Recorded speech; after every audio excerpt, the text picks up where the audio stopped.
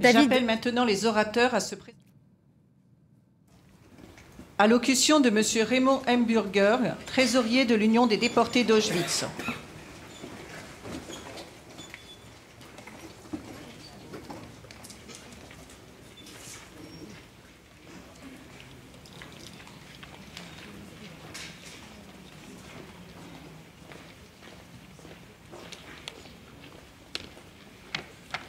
Madame la Première ministre, Mesdames et Messieurs les ministres, Madame la maire de Paris, Mesdames et Messieurs les élus, Mesdames et Messieurs les présidents, Monsieur le grand rabbin, Messieurs les grands rabbins, Mesdames et Messieurs, message de Madame Isabelle Chocot, présidente de l'Union des déportés d'Auschwitz.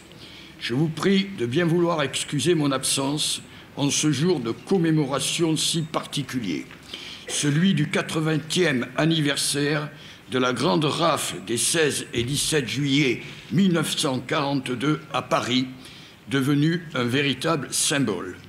Seule ma santé m'empêche d'être devant vous.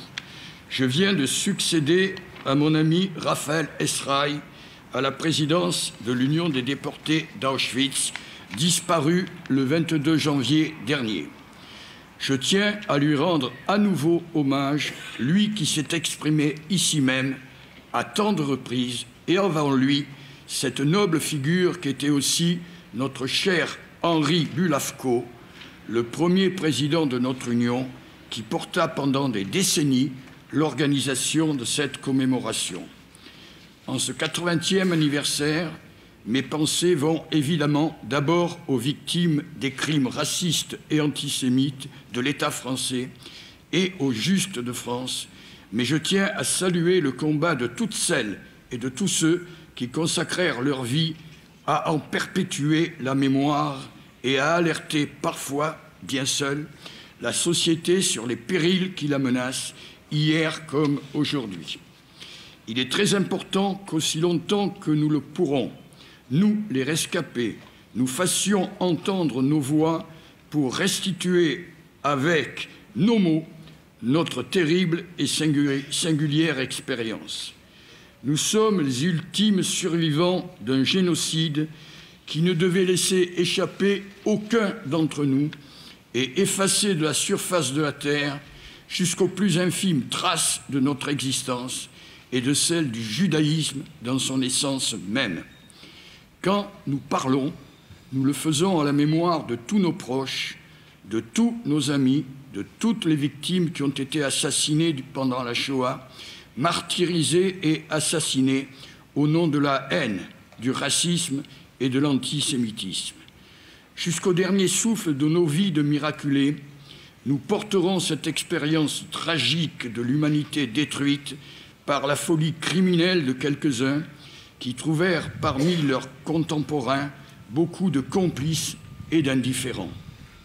Notre survie, nous la devons à la chance, à la force de nos parents et de notre jeunesse qui contribuèrent à nous sauver et parfois à l'aide plus ou moins désintéressée d'inconnus.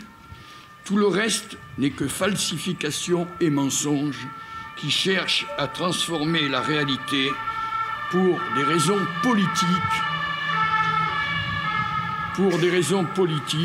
et nous ne pouvons pas l'accepter. Mais si notre parole accuse, elle est tout autant source d'espérance, car l'homme dispose de ressources insoupçonnées pour faire le mal, mais pour faire le bien aussi. 80 ans après cette tragique année 1942, où le génocide s'étend à l'Europe tout entière, je ne crois pas me tromper en disant qu'il n'y a plus aucun survivant de la déportation des raflés du Veldiv. Si ma vie n'a pas été celle des internés du Veldiv et des déportés de France, je les considère comme mes frères et sœurs de souffrance. Je suis né à Łódź, en Pologne. Nous avions une grande famille. J'ai été très heureuse jusqu'à la guerre. Après l'arrivée des nazis, les Juifs étaient obligés de porter 2 étoiles cousues sur leurs vêtements pour les reconnaître même dans leur dos.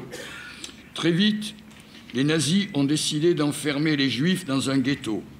Ils ont choisi le quartier le plus abject de la ville et je me suis retrouvé avec ma famille dans un tout petit appartement.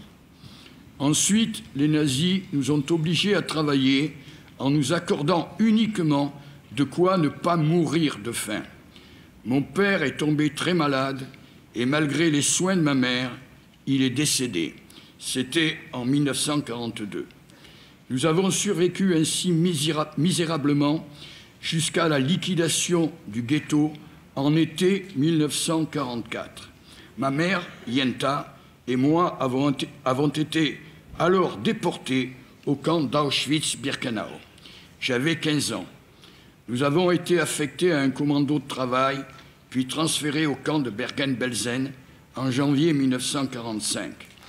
Malheureusement, ma mère est morte là-bas et j'ai failli moi-même disparaître.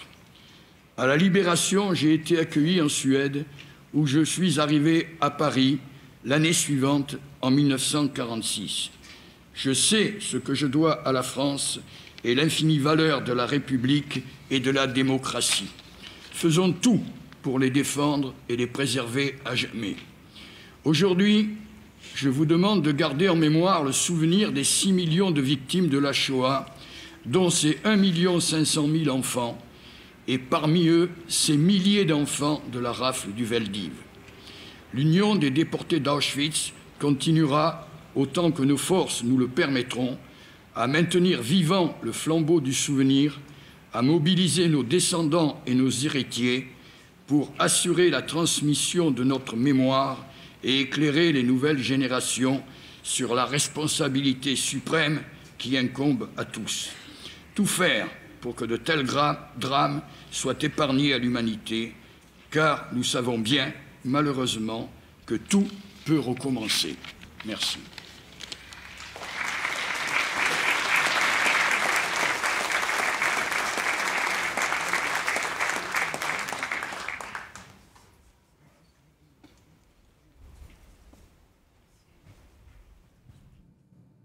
Voilà pour le discours de Raymond Heimberger, le trésorier de l'Union des déportés d'Auschwitz. Vous voyez également à l'image la maire de Paris, Anne Hidalgo. On a également aperçu le grand rabbin de France, Raïm Corsia, et donc Serge Klarsfeld, le président des fils et filles déportés de Juifs de France, devrait prendre la parole.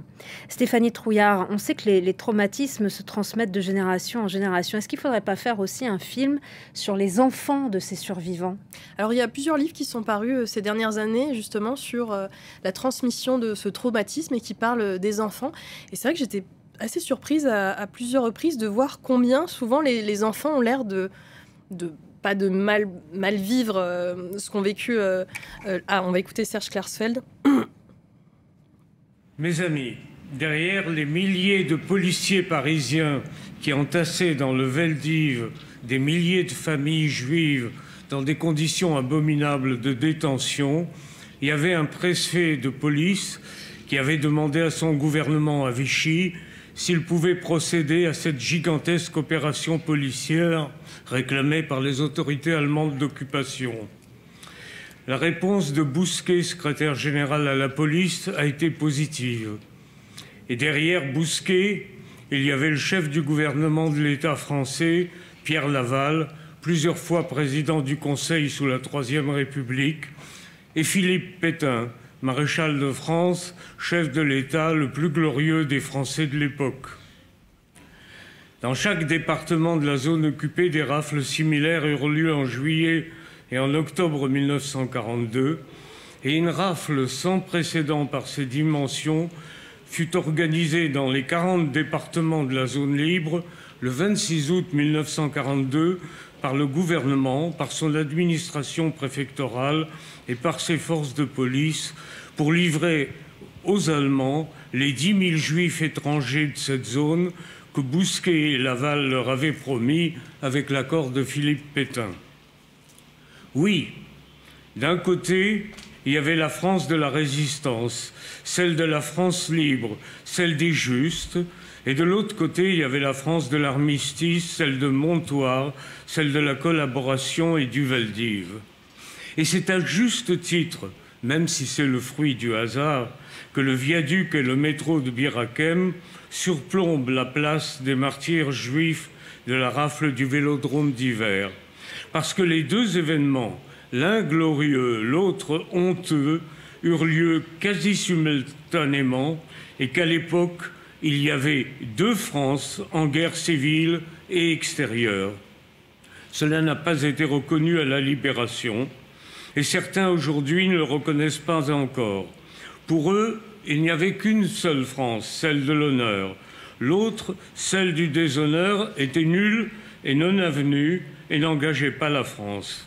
Cette vision a perduré sous le général de Gaulle et ses successeurs, en particulier le président François Mitterrand, jusqu'à ce que le président Jacques Chirac, ici même, il y a 27 ans, le 16 juillet 1995, décide la rupture, comme nous le souhaitions et comme nous le proposions, et reconnaisse que la France était impliquée dans les agissements de l'État français de Vichy. Ce jour-là, la France, patrie des Lumières et des droits de l'homme, terre d'accueil et d'asile, la France, ce jour-là, accomplissait l'irréparable. Oui, en ces années terribles, il n'y avait pas qu'une France, il y avait une confrontation entre deux Frances antagonistes. Les Juifs des rafles furent victimes de l'une de ces deux Frances. Les Juifs qui ont survécu, c'est-à-dire 3/4 des Juifs, le doivent à l'autre France, aux justes, aux braves gens, animés par les valeurs républicaines et les valeurs chrétiennes. Ils représentaient l'ensemble de la population française et nous leur en sommes profondément reconnaissants. Aujourd'hui, dans un monde où la violence s'intensifie et se rapproche, nous espérons que les Français voudront et sauront se regrouper autour des valeurs humanistes de la République.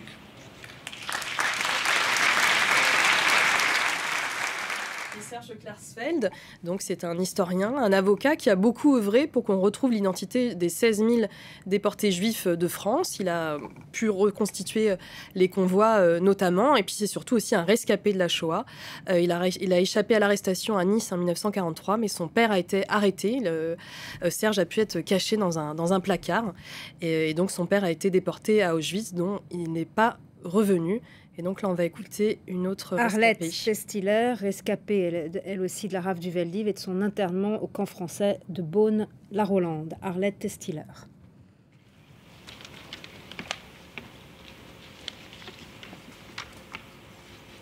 Madame la Première ministre, messieurs les élus,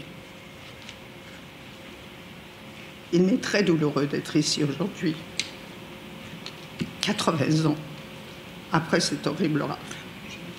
Je me nomme Arlette Testiller, mais je suis née Arlette Reimann à Paris, de nationalité française. Mes parents étaient des émigrés de Pologne, amoureux de la France, mariés à Paris. Mon père disait que la France, ce sont ses dernières paroles, que la France, de Zola, de Rousseau, de Voltaire, était le pays des droits de l'homme et un pays tranquille pour les Juifs. 1939, mon père s'engage volontaire pour défendre la France au sein du 21e régiment à Barcarès. 1940, c'est l'époque de l'occupation, de la spoliation et du statut des Juifs et de la collaboration. 1941, arrestation par la police française de mon père, dite rafle du billet vert. C'est une convocation, ça n'est pas une rafle. Destination, camp de Pithiviers, baraque numéro 8. 1942, sa déportation par le convoi numéro 4, destination sans retour pour Auschwitz. 16 juillet 1942, 6 heures du matin.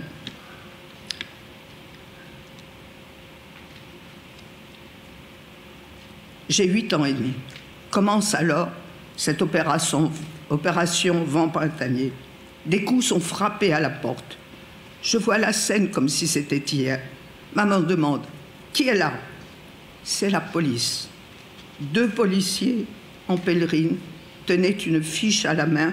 « On vient arrêter votre mari. » Maman a répondu « Il a déjà été arrêté et emmené vers une destination inconnue. » C'étaient les seules informations que nous avions reçues.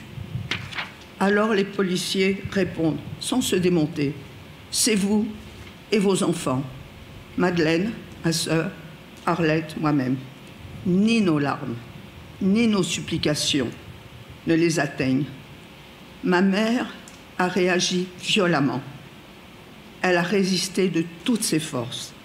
Elle s'est battue avec eux. Elle a jeté sur les policiers des bibelots, des vases, des tabourets. Bon, les policiers ont continué. « Dépêchez-vous, prenez quelques affaires et des provisions. » Quelles provisions? Alors que les tickets d'alimentation suffisaient à peine à nous nourrir. Donc nous ne pouvions faire autrement qu'obéir. Maman a mis quelques vêtements dans une petite valise.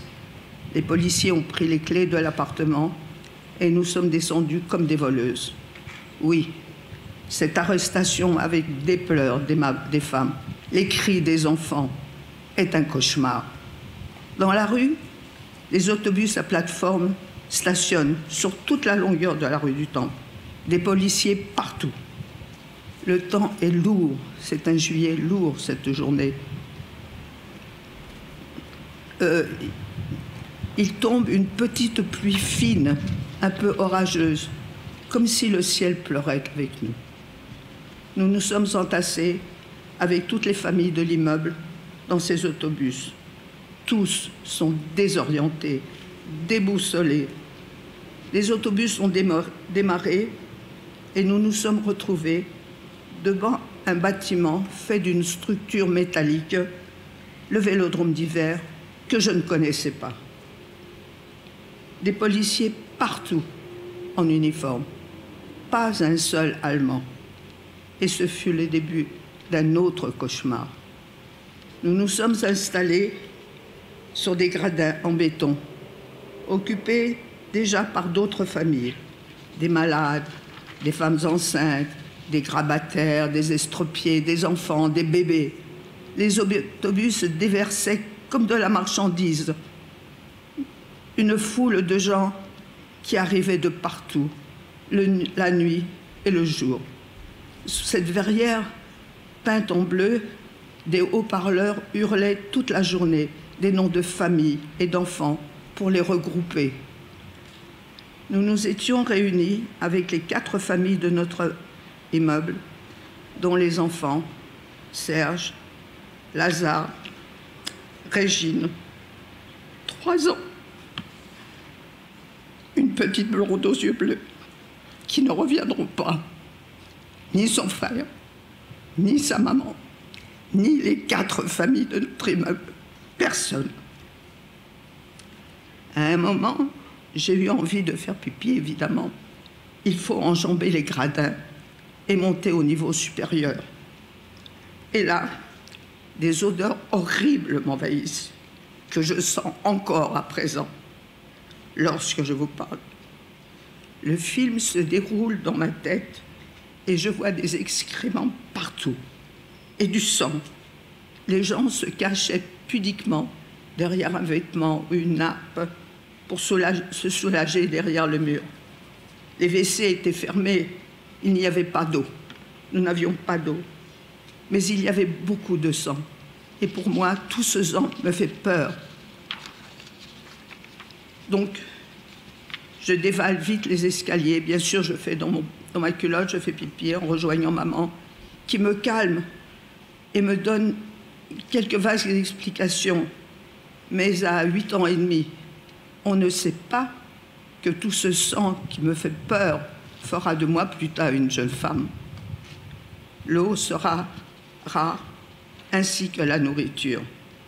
Il n'a pas été bon d'être malade au Vélodrome d'hiver. La chaleur devenait suffocante, les enfants qui couraient sur cette piste cyclable. J'ai aussi vu une personne se jeter du haut des gradins. J'ai cru que c'était une valise. Non, c'était un suicide. J'ai vu aussi, particulièrement des femmes, se mutiler dans l'espoir d'être rapatriées vers les hôpitaux. C'était dantesque. Combien de jours nous sommes restés dans ce vélodrome d'hiver, j'ai perdu un peu la notion du temps. Notre nom a été appelé au micro et nous revoilà dans ces horribles autobus. Direction la gare d'Austerlitz, que je déteste jusqu'à ce jour. Trop d'angoisse y est liée à cette gare et il fait très chaud. Les quais sont chauffés à blanc par ce soleil d'été. La gare est vide de passagers. Seuls des wagons à bestiaux. Ces wagons à bestiaux sont pour nous. Pas de fenêtres. Comment respirer lorsque les seules ouvertures grillagées sont à la hauteur des naseaux des chevaux dans ces wagons à bestiaux? Moi, je suis toute petite. Je ne peux pas respirer. Maman demande que des adultes prennent un enfant dans les bras et le soulèvent pour qu'il puisse respirer. Et ainsi, il a été fait. Maman, mère courageuse, écrit un petit mot dans ce wagon sur un bout de papier destiné à un voisin pour lui expliquer que nous avons été arrêtés arbitrairement, que les enfants sont français. Elle roule ce petit mot comme une cigarette, prend un billet dans sa poche, le rajoute. Quand le train démarre, elle va pour le jeter sur la voie ferrée. Elle se ravise, me prend quelques cheveux et lit le tout. Quand le train a démarré, elle a jeté ce petit mot. Et plus tard, nous avons appris que ce petit mot est arrivé à destination. Après, nous sommes arrivés dans le camp de Bonaroland. Vous le décrire, beaucoup l'ont fait, je ne le ferai pas. Mais après bien des péripéties, maman a réussi à nous faire sortir de ce camp. Elle a trouvé une famille d'accueil, toute simple. Jean, Jeanne, Philippot, qui, au péril de leur vie, nous ont sauvés, et d'autres enfants juifs aussi. Juste parmi les nations, nous leur devons la vie.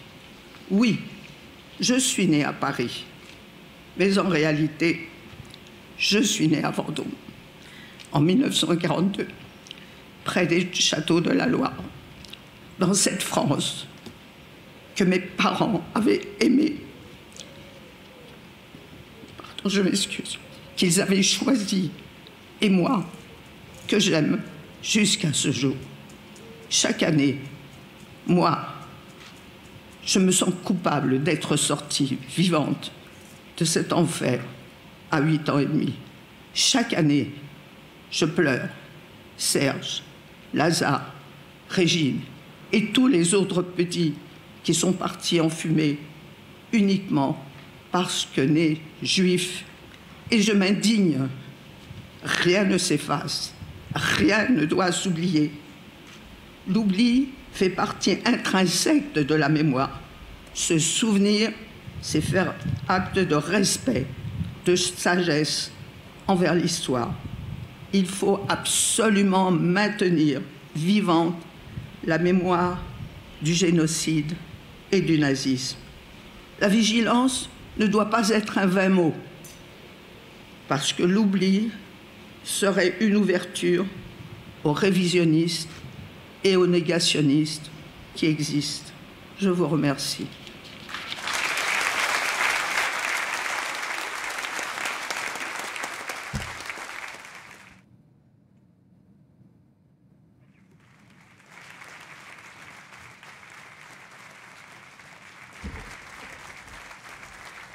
Voilà pour le témoignage poignant d'Arlette Testiller, rescapée de la rafle du Veldiv.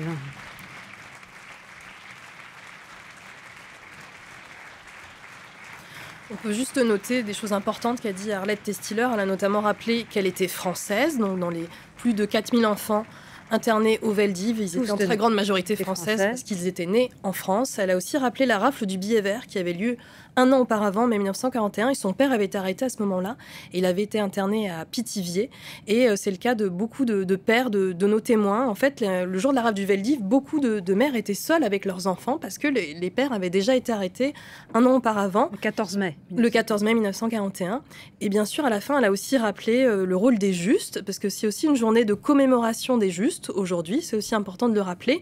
Et si ces personnes, comme Arlette, peuvent nous parler aussi aujourd'hui, c'est parce que des gens les ont aidés. Certains ont été reconnus comme justes parmi les nations, c'est-à-dire des non-juifs qui ont sauvé des juifs au cours de la Seconde Guerre mondiale. Et puis, ce qu'il faut souligner avec le témoignage d'Arlette, c'est de voir aussi toute cette émotion. En fait, quand les témoins vous racontent ce qui s'est passé il y a 80 ans, on a l'impression qu'ils le revivent, en fait. Et il faut se mettre à leur place. Arlette n'avait que 8 ans et demi, c'était des enfants. Et depuis 80 ans, ils revivent, bien entendu, à chaque fois ces jours terribles où, d'un coup, ils ont été propulsés de l'enfance au monde des adultes, dans l'horreur absolue. Et il revoit, bien entendu, ces images terribles, comme ce qu'a raconté Arlette, qui a elle-même vécu l'intérieur du Veldiv, donc des conditions atroces, avec aucun hygiène à l'intérieur du Veldiv. Très vite, les toilettes ont été bouchées, il n'y avait pas d'eau, de nourriture. Et c'est extrêmement effrayant quand on écoute son témoignage de cette petite fille, en fait, qui a pu assister à des gens qui se sont mutilés, des gens qui se sont suicidés. Et bien sûr, elle a dû vivre toute sa vie ensuite avec ces images dans son esprit.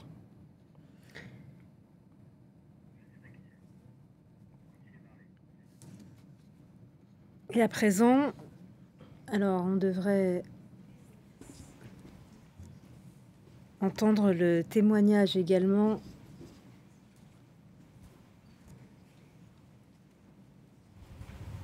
de Pierre-François Veil.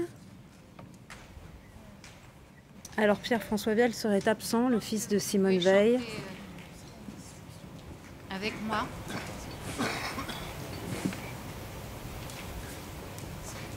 Il semble que ce soit un instant musical avec un chant.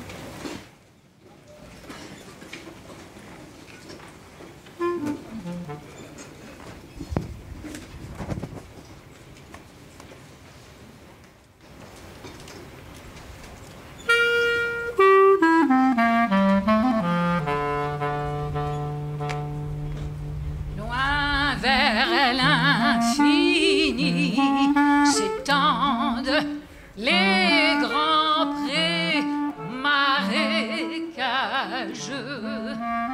Pas un seul oiseau ne chante sur les arbres secs et creux. Aux terres de détresse où nous devons sans cesse piocher,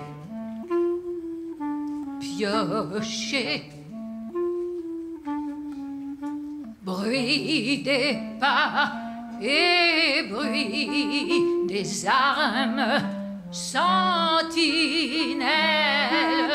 jour et nuit, et du sang, des cris, des larmes, la mort pour celui qui fuit aux terres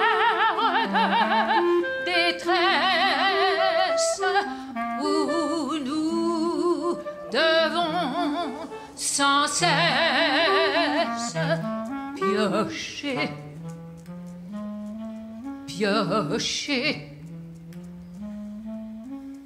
mais un jour dans notre vie, le printemps refleurira.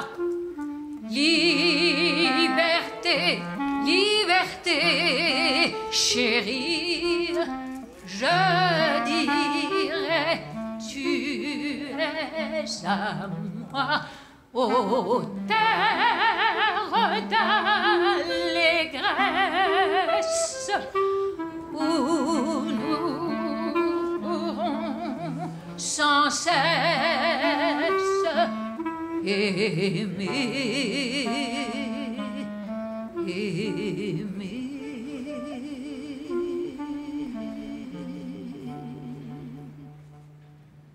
Alors il s'agit du chant des Marais, qui est le chant qui représente la déportation, à la fois la déportation juive et la déportation résistante, qui est un chant peut-être un peu moins connu que le chant des partisans, qui représente le chant de la résistance, mais qui est toujours chanté lors des cérémonies qui ont attrait, bien entendu, à la déportation. On se souvient notamment de l'entrée de Simone Veil au Panthéon, où c'était des jeunes élèves qui avaient chanté le chant des Marais, qui est un chant très poignant, puisqu'il raconte bien sûr la déportation et le travail forcé avec ces paroles, piocher, et toutes les souffrances que les personnes ont endurées.